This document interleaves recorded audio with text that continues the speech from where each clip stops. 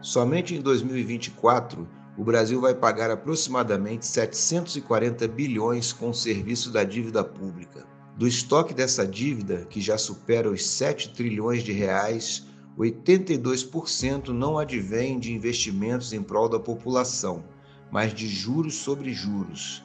A estrutura da dívida pública, que também consome boa parte dos lucros e dividendos que o governo recebe de estatais como a Petrobras, desvia anualmente cerca de 7% do PIB para uma elite financeira, nacional e estrangeira, determinando a reprimarização da economia brasileira. Para o economista e professor da PUC São Paulo, Ladislau Dalbor, tal realidade constitui um monumental dreno financeiro, ao qual o país se mantém submetido, seja qual for o governo de plantão, e beneficia principalmente grandes grupos financeiros internacionais. Dalbor, que é consultor internacional em planejamento do desenvolvimento, defende nesta entrevista ao AEPET TV que a sociedade seja informada e mobilizada para enfrentar essa nova forma de colonialismo, ancorada no discurso falso moralista da austeridade e combate à inflação. Toda bandidagem precisa de uma narrativa, resume Dalbor.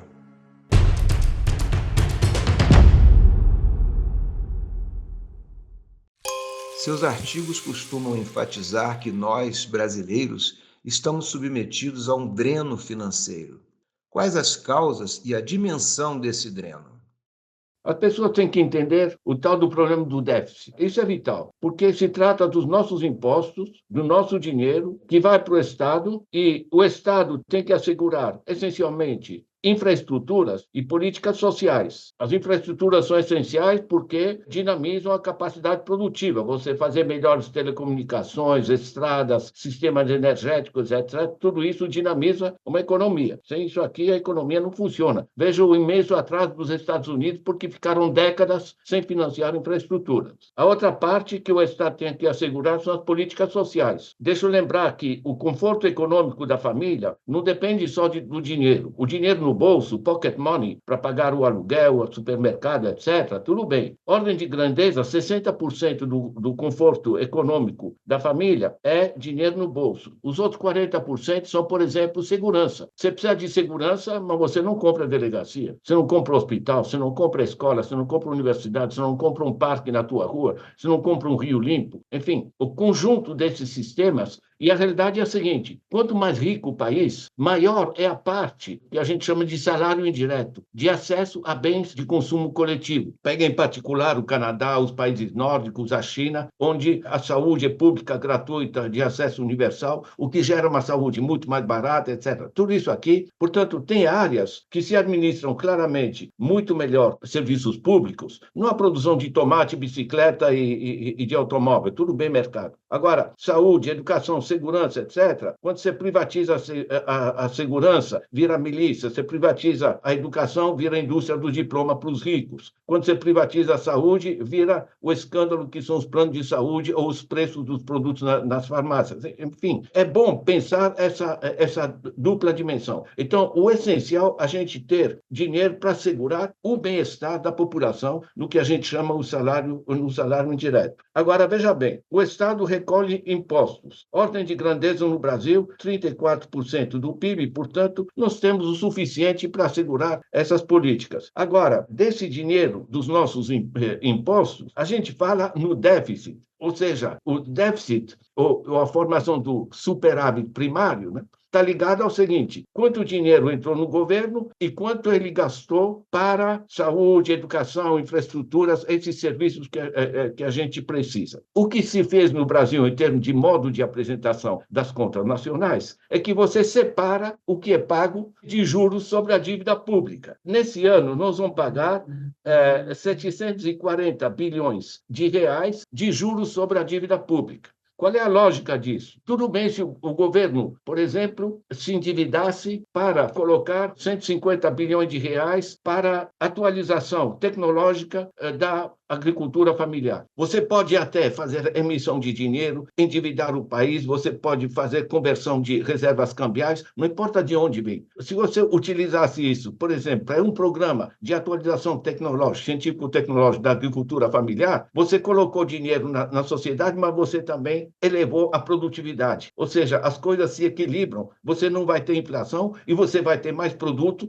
ou seja, o dinheiro volta. O problema não é de onde vem o dinheiro, é para onde vai. O problema dos 740 bilhões, as pessoas não sabem o que é 740 bilhões. O Bolsa Família, que tira da miséria mais de 50 milhões de pessoas, é 170 bi, tá? O Bolsa Banqueiro é 740 bi, é o que a gente paga de juros. E não é que o Estado se endividou para fazer universidades, para fazer hospitais, coisas do gênero. Não, é juro sobre juro. O Luque e outros no Valor mostraram uma pesquisa, 82% do estoque da dívida, dos mais de 7 trilhões de dívida pública, é simplesmente juro sobre juro, porque a gente tinha um juro de 13,75, o mais alto do mundo, um negócio completamente surrealista, que gerou esse dreno, porque os caras recebem os juros, o que eles vão fazer? Eles reaplicam e compram mais títulos do governo. E vão comprando mais títulos do governo e vai aumentando a dívida sem capacidade produtiva particular do Estado. Ou seja, onde se gera efetivamente o déficit, nós não temos déficit zero, nós temos um déficit de 740 bi, mas que é gerado essencialmente pelo pagamento de juros sobre a dívida pública. O que é drenado pela dívida pública, pelo sistema atual, só pela dívida pública, tá? Porque temos os juros sobre as famílias e os juros sobre as empresas, que as pessoas não mencionam em geral, a mídia. Só nessa aqui, são 7% do PIB que, em vez de entrarem no ciclo econômico, são drenados pela Faria Lima, pelos grandes bancos e pelas suas conexões internacionais, porque também investem nisso a BlackRock, Larry Fink, Vanguard, State Street, Goldman Sachs, Credit Suisse, hoje comprado pela UBS, ou seja, é um sistema de dreno financeiro do país que é escondido nesse processo e dizem que os 13,75%, que hoje são 10,75%, esse escândalo de dreno através da dívida pública é para proteger a população da inflação. Cada bandidagem desse tipo precisa de uma narrativa, certo? É para o seu bem que eu estou te tirando o dinheiro. Essa é a parte da dívida pública. A Petrobras tem gasto com dividendos o dobro do que investe na descoberta de novas reservas e em tecnologia. Boa parte desses dividendos vai para investidores e a parte que cabe ao governo é também consumida no pagamento de juros da dívida. Como sair dessa armadilha sem impor mais sacrifício ao povo brasileiro? As pessoas, antes de tudo, têm que entender os dividendos. Internacionalmente, a gente chama de absentee owners, proprietários ausentes. Você pega, por exemplo, a Samarco, o escândalo que foi ali de deixarem destruir a barragem, o desastre que se criou. A Samarco, por exemplo, é em grande parte propriedade da Billiton, australiana. Ou seja, quando a Samarco constata que tem problema de barragem, ela tenta direcionar dinheiro para consertar a barragem, certo? A Billiton diz, meu amigo, não. Eu quero meus dividendos aqui. Ou seja, você cria uma tensão entre a necessidade de expandir a empresa e os interesses de acionistas ausentes internacionais, a Billiton, mas é a BlackRock, os grandes grupos que a gente chama de asset management, de gestão de ativos, os grandes grupos financeiros internacionais. Esse é o dreno financeiro. Quando você pega o resultado de uma empresa, essa empresa pode melhorar a condição dos trabalhadores, que é interessante, ela pode reinvestir na empresa, expandir sua capacidade produtiva, o que a longo prazo é uma acumulação de capital. Ela pode melhorar o pagamento ao Estado, e isso é interessante, porque, por exemplo, os países árabes exportam petróleo bruto. Mas para quê? O dinheiro dessa exportação vem para o Estado e eles estão financiando o pós-petróleo. Universidades, centros de ciência e tecnologia, enfim, indústria de ponta, coisa do gênero. Você pode, portanto, reinvestir na empresa, de um lado, e, por outro lado, usar, já que você está exportando, você está descapitalizando o país, você está exportando recurso natural, tá? Você está empobrecendo. Em Angola, daqui 10 anos, acabou o petróleo. Ou seja, você usa isso para financiar o posterior. E você tem um quarto eixo, que é você pagar dividendos para acionistas. Isso é muito perigoso, porque esses acionistas produziram esse petróleo? Não, o petróleo é da terra. O minério de ferro da Vale está na terra, é do país. Ou seja, se os dividendos são maiores em termos de fluxo do que o aporte efetivo, isso é um dreno. A Petrobras vem balizando seus preços pelo mercado internacional, inflando seu lucro para depois distribuí-lo a acionistas privados, boa parte estrangeiros. Essa política também se constitui em um dreno?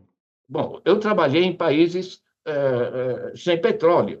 Eu era obrigado a calcular quanto a gente ia exportar de outros produtos para importar o petróleo, porque é necessário. Então, eu tinha que pagar preços internacionais. Agora, o Brasil, que tem o petróleo, tem a tecnologia, tem distribuição, tem o refino, tem a indústria petroquímica, pagar preços internacionais era só para aumentar os dividendos. E para aumentar os dividendos, você aumenta os preços aqui dentro. Impacta toda a população, porque qualquer dona de casa passou a pagar quase o dobro o botijão de gás e todo esse dinheiro de milhões de famílias vai para quem? Vai para os dividendos. E quando você reduz o que você paga ao Estado, em vez do Estado utilizar esse petróleo, que é da terra, que é do país, para financiar educação, ciência e tecnologia, infraestruturas, etc., ele está simplesmente pagando dividendos. E dividendos, em grande parte, internacionais. Eles dizem, a Bolsa fica contente, né? O Brasil tem que ficar contente, não a Bolsa. Certo? De certa maneira, eu dreno através dos dividendos. O dilema e a negociação adequada é a seguinte: você assegurar satisfação dos trabalhadores, quer dizer, você tem um resultado, tá? Um lucro da empresa. Você pode melhorar a situação dos trabalhadores, você tem que assegurar o reinvestimento na empresa, você tem que assegurar a maior parte disso, porque o petróleo ou o minério de ferro ou outras riquezas são do país, tem que servir para financiar políticas sociais, infraestruturas, etc. E você ter um resíduo para dividendos, porque se a gente não produzir esse petróleo, não produzir esse ferro, isso está na terra. São bem naturais. De certa maneira, esses grupos internacionais e nacionais financeiros, eles empurraram a reprimarização do país, porque aqui dá mais lucro. E tem um prego para fechar o caixão, que é o seguinte: em 95, eles conseguiram que lucros e dividendos distribuídos não sejam tributados. Eu pago 27,5% sobre o meu salário. Eu sou professor, faço uma coisa útil. Esses caras drenam e ainda por cima não pagam imposto. E se reduziu a parte dessas exportações primárias que vai para o Estado para financiar infraestruturas e políticas sociais. Isso não faz o mínimo sentido, né? Não é absurdo que essas práticas neocoloniais sejam vendidas como teoria econômica moderna? Não tem nada a ver com economia, é relação de força política. Você vai encontrar isso nos grupos do agro, né, que estão contaminando o solo, contaminando os lençóis freáticos, os aquíferos, etc., usando agrotóxicos proibidos no resto do mundo. Como, gente? Mas exportam soja. Quer dizer, a mesma lógica está no fato que o país tenha hoje 33 milhões de pessoas passando fome e 125 milhões em segurança alimentar. Em 2014, o Brasil tinha sido tirado do mapa da fome. Não é complicado. É assegurar que as pessoas recebam a comida. Peguem a última safra só de grãos, sem falar dos tubérculos, das frutas, dos peixes, etc. Só de grãos, na última safra, equivale a 4 quilos por pessoa por dia. Uma ração de adulto por dia de arroz, por exemplo, é 180 gramas. Quem cozinha sabe dessas coisas. Ou seja, dá mais dinheiro exportar soja do que produzir arroz. Isso não é economia, isso é política. O Modi, um cara bem direitoso da Índia, o presidente da Índia, proibiu a exportação de arroz e de trigo. Claro que os latifundiários lá, os grupos financeiros, a Dreyfus, a Cargill, etc., ficaram irritados. Mas ele priorizou a alimentação da população. Isso é uma opção política, não é economia. Ou seja, o que se discute com grandes termos são narrativas para inglês ver, na realidade, né? Porque o essencial é o seguinte: tem que ter um equilíbrio dos resultados da empresa em termos do bem-estar dos trabalhadores, valores em termos do reinvestimento na empresa, em termos do grosso disso servir, porque é um bem público, tá? O petróleo está na terra, o minério está na terra. Esse bem tem que servir para financiar políticas sociais, bem-estar para a população, certo? O que eles se acostumaram na fase Temer e Bolsonaro é que eles simplesmente faziam o que queriam, extraíam o que queriam. Isso é apropriação indébita, porque eles estão ganhando dinheiro não sobre algo que produziram, mas sobre algo que estão extraindo. Há uma difícil correlação de forças no Congresso, mas Lula foi eleito pela maioria da população. O governo não deveria ter atitude mais firme contra tudo isso? O governo foi eleito, tá? Agora, nós herdamos, por exemplo, lucros e dividendos distribuídos não são taxados. Esses bilionários que você vai encontrar, é só você pode pegar nas bancas. 280 bilionários brasileiros, os americanos que fazem isso, dão uma ficha completa para nós. Você conta nos dedos gente que produz alguma coisa. É tudo dono de ações, os Lehman com as bandidagens da loja americana, etc. Quer dizer, esse sistema de apropriação que forma o dreno é que tem que ser revertido, porque herdamos não só a isenção de lucros e dividendos, ou seja, os bilionários não pagam impostos, como temos também a Lei Candir. A Lei Candir isenta de impostos exportação de bens primários ou semiprimários. Ou seja, toda essa gente, a JBS exportando carne, o pessoal que exporta soja, tudo isso aqui também não paga imposto. Ou seja, nós temos uma herança estrutural que precisa ser modificada. O problema é que nós precisamos de mudanças estruturais e não temos força política para mudanças estruturais. Nós conseguimos mudar coisas nas frestas, melhorar um pouco. Tanto assim que já dá resultado. A lógica é muito simples. Tá? Isso o governo Lula entende perfeitamente, o Haddad entende perfeitamente. Se você coloca mais dinheiro na base da sociedade, isso gera demanda. O pessoal não coloca dinheiro sem pagar imposto em paraísos fiscais, etc., como o Campos Neto ou como Paulo Guedes. O pessoal consome. Esse consumo gera redução de estoques nas lojas, que compram mais das empresas que produzem, que gera mais emprego. Tanto o consumo como a atividade empresarial geram mais impostos. O dinheiro volta. Você dinamiza a economia. O Banco Mundial analisou a fase 2003 a 2013, portanto, Lula 1, 2 e o início da administração Dilma. Ele chamou essa fase the Golden Decade, a década dourada do Brasil. Saiu o país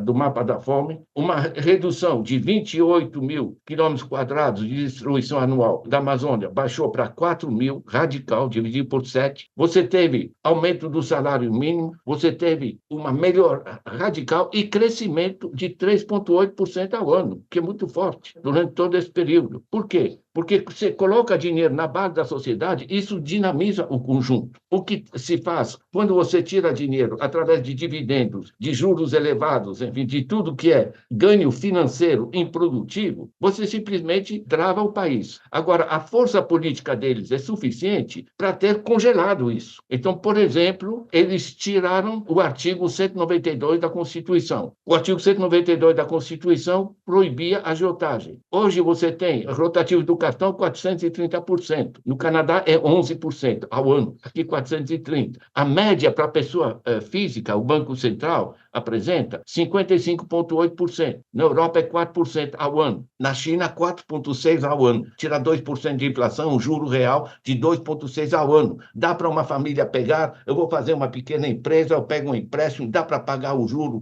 2,6% real ao ano e ter lucro. Você gera capacidade de desenvolvimento ao irrigar o conjunto do tecido econômico com recursos que são nossos. O que está nos bancos é nosso dinheiro. O que está no Estado são nossos impostos, que estão sendo drenados pelas Faria Lima, pelos BlackRock da vida internacional, em nome de, meu Deus, os mercados.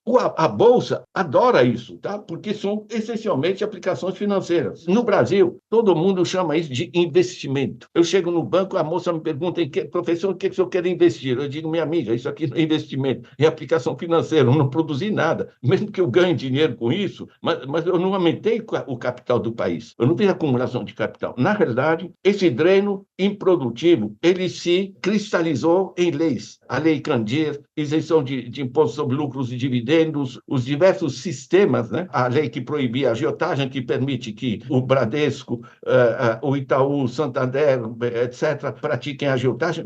Esse sistema simplesmente deformou o conjunto da economia. O centro desse processo todo, Rogério, é que o dinheiro tem que voltar a ser útil, certo? E para o dinheiro ser útil, ele tem que financiar pequena e média empresa, tem que financiar a saúde, tem que financiar a educação, tem que financiar universidades, ou seja, as diversas riquezas têm que servir para dinamizar o desenvolvimento. E deixa eu te dar uma cifra que é central. Eu trabalhei no quadro da ONU em países muito pobres. Você tinha que tirar leite de pedra. Aqui, eu pego o PIB do Brasil, 11 trilhões, divido pela população, 205 milhões. Sabe o que dá? Dá 16 mil reais por mês por família de 4 pessoas. Ou seja, bastaria reduzir, cobrar impostos desses improdutivos aí, bilionários, né, dos Lehman da vida, etc., cobrar 2, 3, 4% sobre essas fortunas para assegurar a todo mundo uma vida digna e confortável. E isso não é uma questão econômica. Eu entendo suficientemente economia para poder dizer isso. Isso é uma opção política. Justamente pelo fato de a questão ser política, estabelecer metas como o déficit zero não seria o ovo da serpente para o caos social? Quando o Haddad fala em déficit zero, ele sabe o espaço político que ele tem. Basta ver a composição do Congresso, basta ver nas mãos de quem está a grande mídia, que forma a população. Está diretamente ligada com os grandes grupos financeiros, com a Bolsa, com Faria Lima, com grandes bancos, com o sistema internacional. Ou seja, você tem o executivo, uma parte do executivo, inclusive, porque alguns você tem que negociar cargos para poder ter um mínimo de trânsito com o Congresso. O Congresso que é muito pouco aberto, porque está essencialmente nas mãos dos grandes grupos internacionais e nacionais. Deixa eu lembrar que, em 1997, o Congresso autorizou as empresas, as corporações, a financiar campanhas políticas. Isso durou até 2015. Isso mudou a política no Brasil, tá? Porque quando uma grande corporação pode comprar um senador, comprar deputado através de financiamento das suas campanhas, ela tem esses caras dentro do parlamento. É uma apropriação privada da política. Pegue o peso do agro, por exemplo, no Congresso. Só o agro tem a maioria na Câmara dos Deputados. Ou seja, você tem um espaço político restrito. Cabe a nós, do meu ponto de vista, a Petrobras, movimentos sociais, sindicatos, partidos, o diabo, a gente batalhar a pressão por mais saúde, energia mais barata, aposentadoria melhor, é batalhar isso, porque se a gente batalha isso, pode criticar o governo, mas não é ser contra o governo, entende? A gente tem que, como o governo está sendo esmagado por esse tipo de interesses nacionais internacionais, hoje enraizados na política, e está sendo empurrado para cá, nós temos que fazer o contrapeso, nós temos que mobilizar a sociedade, certo? Esse é o trabalho que a gente faz. O que eu faço? Eu sou professor, mas eu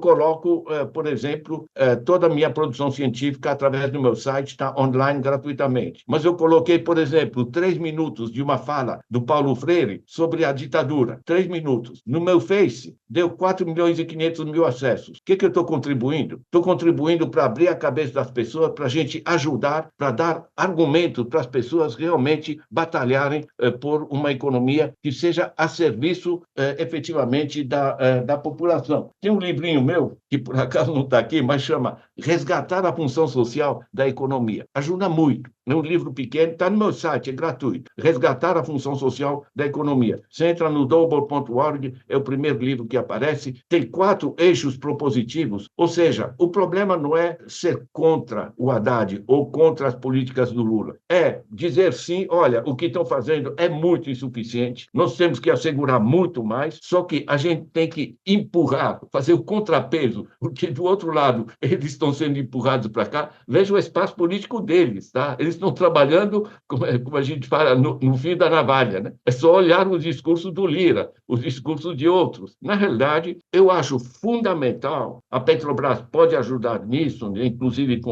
apoiando os movimentos sociais, como se fez muito antigamente, eu lembro de vários projetos, por exemplo, com o Instituto Paulo Freire, com tantos institutos que eram apoiados, né, para organizar, digamos, a capacidade de pressão dos movimentos sociais, da população, para resgatar os direitos a um dinheiro que é nosso.